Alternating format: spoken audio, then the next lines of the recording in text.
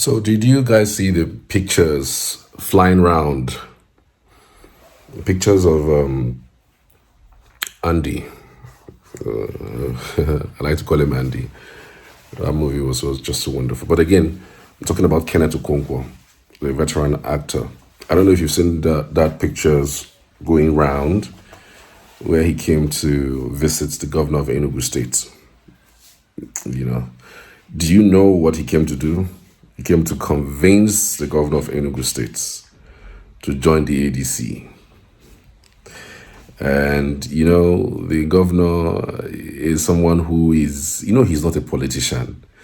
He's not the type that is loquacious, that wants to talk. When he speaks,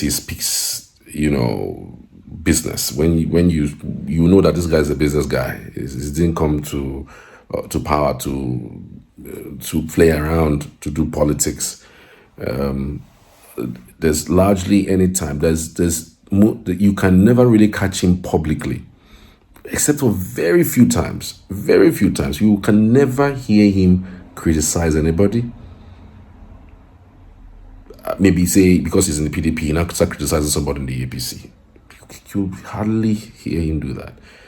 Whenever he speaks about his projects, speaks about what he's about to do for his people, speaks about the fact that Enugu State is moving from a $4 billion economy to a $30 billion economy, what he's about to do, what he's planning to do, smart school projects, the smart farms project, just name it, this road projects, the gigantic international conference center, what he speaks large in the public is just basically his project. He doesn't care about politics. The guy is just a business-minded guy, So it happens that, Kenneth Okonkwo, of course, with all of his analysis about the fact that a northerner must emerge from the ADC, and that northerner is most likely going to be Atiku. And so he just came to do a few meetings with the ADC members already in Enugu, just to do one or two meetings because he has been mandated. Atiku had mandated him to come to the southeast using Enugu as a precursor,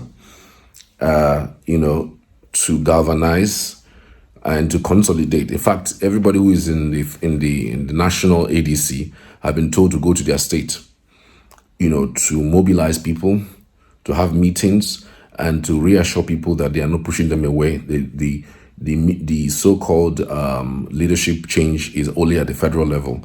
And Raf Nwosu, who is an Igbo man, was the one who sacrificed the platform so that Nigerians can have a platform they would use to beat the incumbents come 2027. See him, addressing a few of the people who came out for the ADC meetings while he was in Enugu State. Watch. Your political parties to form a government. Anybody who is a party executive and you are not in government is sufferhead. You will be spending your own money. I know what I'm talking about. So it is foolishness for people to begin to bicker and destroy their party because of party executive seats.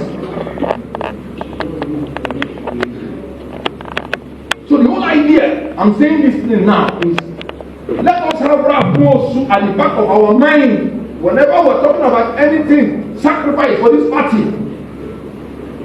He gave up everything to accommodate others so that we will be so consolidated and have the power to win the main election and win the main government of Nigeria.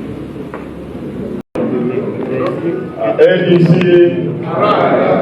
ADC, AD and C. Honorable Humphrey, former senior special assistant to the governor of Enugu State. I worked on the media and publicity department. I'm the CEO of Leadership Scorecard magazine and the convener of Democracy Anniversary Lecture in Nigeria in honor of the 1999 democracy. only sim from 2023. We have been able to remember today. My leader, Barrister Kenneth Okonkwo. I am a member of PDP. The courtesy of him, I became a member of the Oblige movement in 2023. And as my leader moved, I moved with him. So that's why I'm here today. And as I'm here today, all the members of the Obedient movement that will work together in 2023, we are collapsing them into the coalition.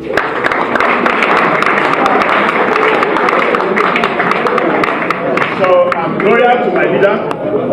I've worked with him. And I will work with him. I will continue to work with him. 2027, we shall witness a new Nigeria. Amen. Because it is possible. Thank you, and God bless. So they are consolidating, and they've been going around speaking to a few persons about joining the party. We've known the numbers of persons in the North who have moved. The numbers are alarming. In fact, the North looks like the ones who are even carrying this coalition in their head more than the South. You know, the South are a little bit reluctant. If you look at the ADC, the South are reluctant. There haven't been any major announcement of people moving to the ADC from the South. But from the North, oh boy, from Gombe to Adamawa to Bauchi to Borno, people are moving to this. In fact, at some point, Borno State... There was this announcement that was made. It was false, though, that Borno State Governor had joined the ADC. He had to come and recount that he did not join, no, that nobody should listen to that fake news. So, but to tell you that the ADC, the North has embraced ADC. And so whoever emerges is none of their business. Their own is that they want to remove this president that has suffered them, that has shown them shaggy. So they just, anything that would remove the president is what they're looking at. They don't even mind backing, as it stands now, they don't even mind backing a Peter Obi or even an Amechi to remove a Tinubu. That's the only way they feel that this is so in their heads right now. That's why you see the numbers going high. Every day I receive news, even though sometimes this news don't even make their way to the newspapers. But I receive news, I receive updates on the amount of persons who are moving to the ADC in their droves, you know, in the North. So the Kenneth Okonkwo came and met the governor and said, look, this is the plan. And he started telling the governor that, look, that just like what he has said on TV, there's something new he told the governor was just same thing he mentioned on TV, that the permutation is to remove this particular current administration, and it is just for the presidency. That they don't even mind having him, you know, stay in the PDP, but work for the emergence of ADC's presidential candidate. Though he did not mention directly that whom he is supporting, though he has mentioned a northerner who the North will back, but we all know where the numbers are going. We all know where his direction is. There have been several meetings between Atiku and Kenneth, and the plan has always been that Kenneth will become the spokesperson for his presidential campaign. And so these are just building blocks, the things that he is doing just, you know, as capacity building. And, you know, of course, you know, he can speak good English, and his good English has helped him to secure that particular job, you know, for Atiku, so that it will look like something that you know, that feels good. So he mentioned to Peter Mbah, look, we wouldn't mind you joining also, you know, as a governor, because we already know you are doing well. Any party you go to, you are going to, you know, crush it. Festus Keyamo confessed it when he came that you are in PDP, but we fear you. We don't know who to bring to match you. What is the person going to tell the people of Enugu State that, you know, you did to remove you? So it's a no-brainer to even mention it. Tinubu said the same thing. Tinubu is practically even begging the governor to come to APC, but the governor is not a politician. Like I mentioned, he's not a guy who who would say, okay, you know what, let me politicize and march on. He's the kind of guy who is strategic. If you watch his moves, the only time he was emphatic about anything politics was when they had the Southeast Caucus meeting in Enugu, and he and the people PDP caucus told the National that it is either they reinstate Ude Okoye or they just they look for somewhere else to go. There's no two ways about it. And that was so emphatic. In fact, the statement that came out, I was like, is this the Peter Mbah that is a soft talker that, was one of those who released the statement? So it is going on. The permutations are on, but Peter Mbah did not, give him that air of, okay, let's see how it goes, or okay, let's see what happens. He just said, oh, let's watch. I'm still in PDP. I'm not really about politics. I'm about delivering the good governance, and good governance to the extent that I can give to the people of Enugu State, because again, by and large, it is what matters, as the case may be. If you watch what he has done in the last 2 years, you would know that he's a guy that is very serious. He's a guy that actually mapped out plans for the people of Enugu State. And part of those plans is what he has really shown in the first 2 years. Like Peter Obi said also, that you don't really need 4 years, you don't really need 8 years to prove that you are doing something. What you really need is 2 years for people to even know where you are directing, where you are even headed. And truth be told, that has happened. That has really, really happened. Nobody can tell me that I don't know where Peter Mbah is headed, or I don't know where Peter. I don't know where he's what. I don't know what he's doing. He's docile. Nobody can say that to me. At least I'm on ground. I have seen things. I know things.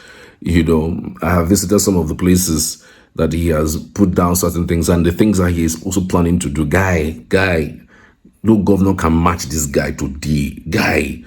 No governor in Nigeria can match Enugu State governor based on the indices, the infrastructural development, whatever you want to bring it out. Let's compare notes. No governor can match what Enugu State governor is doing right now. None. 2 years down the line, go and ask. No governor can match him. So everybody wants him. Everybody, APC wants him.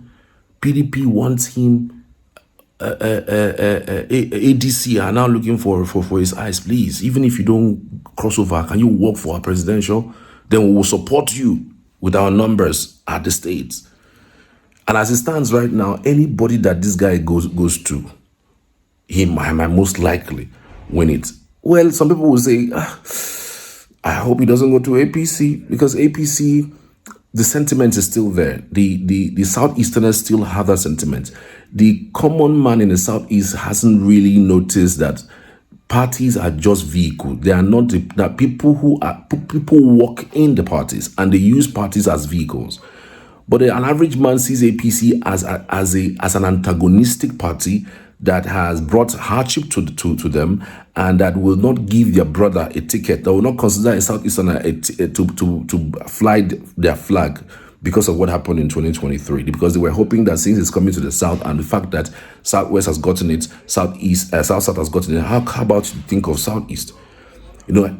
So that sentiment is still there. Let me make a go change them. I wish they can change their mindset that, look, a party is a vehicle, but if the average man says, an average woman says, I don't want this party brought hardship, they are still seeing a certain Buhari who ordered the shooting and the like. They're still seeing his face around the APC logo and APC party, and so they're antagonistic to the party. So anything aside APC, frankly, that's the reason why some of them are really critical and are scared that these House of Rep members and senators moving to the APC, do they even know what they're doing? Do they really know what they're doing? But anyway, fingers crossed. You never can tell. Anything is possible in politics, like they say. 24 hours is too much in politics. 24 hours is too much in politics for things to change, and change drastically too. So I'm looking forward to it. So, the final note on the meeting that happened, nothing really concrete was discussed. He just came to greet the governor, and he mounted the fact that he would want him over to the ADC. The governor really is not the type that want to commit to anything for now. But by before the end of the year, or by the end of the year, you begin to see the numbers. If PDP is able to settle their matter at the federal level or at the national level, he may most likely stay. But if not, any available party that he thinks that would champion his cause to maintain his steez where he is, because you know what happened in the last election in 2023, he still has that memory in his mind. Labour Party almost clinched this particular state. You know, it took them another 24 hours or so for the result to be called, and Labour Party, because of Obi's wave, swept entire Southeast at the federal level, and that may most likely happen again if Obi clinches the ADC ticket. So everybody is just, you know, hands akimbo, watching and hoping that nothing, you know, dramatic or nothing, you know, sinister happens, because you might just find yourself being a good candidate in a wrong party, in a different zone. Because of course, you know that what is obtainable in the Northwest, say for instance, a Peter Obi wave will not happen in the Northwest, a Peter Obi wave will not happen in the Northeast, but it can happen in the Southeast, just like it happened in 2023 and the South. Somebody that didn't have a governor had 12 states, including the FCT and Lagos. You never see something. That is that crazy. And imagine now you now have the North moving over, and then he clinches that ticket. Yeah, it'll be trouble. It'll be huge trouble. So fingers crossed. You know, we never can tell what's going to happen, but I'll keep you updated. Thank you for watching. See you on the next one. Cheers.